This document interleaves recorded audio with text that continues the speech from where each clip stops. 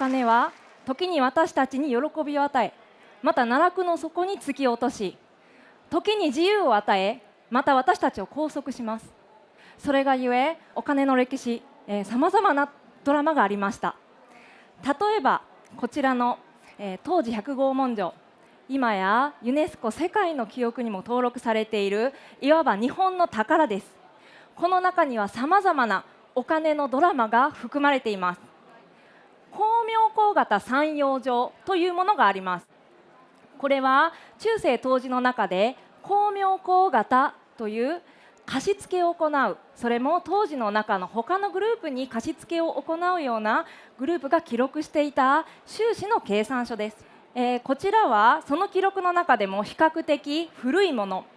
見てみると記録の最後だけを取っているのですが、現金の入りと出を書いた後に最後に時期に繰り越す額として現金の有高を書いています。これだけ見ると本当に普通の収支計算書なんですね。しかしながらその約30年後、こちらを見ますと最後の部分取り出しているのですが、繰り越されているのは現金の入りと出の後の収支の差額だけではありません。債権未回収額、つまりは貸したお金のうちまだ返ってきていないもの、これから返して欲しいものというものを書いています。なぜこのような変化が起きたのでしょうか。その秘密を解くにはこの4年前に遡った記録にありました。こちら見てください。おびただしい数の10分の1という文言、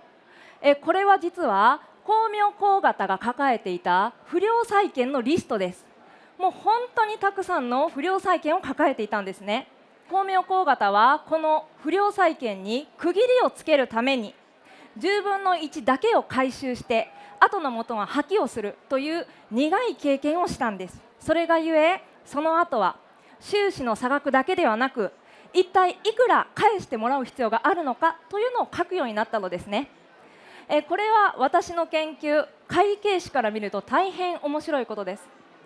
実は、今の現代の、企業においても現金の入りと出だけではなくて債権未回収額ももちろん含み、さまざまな事項というものを企業の実態が明確に分かるように書かれているんですね。光明光型は何かを学んだわけではないです。自分たちの不良債権のトラブルという苦い経験を得て、このような現代につながる会計思考を生み出していたのです。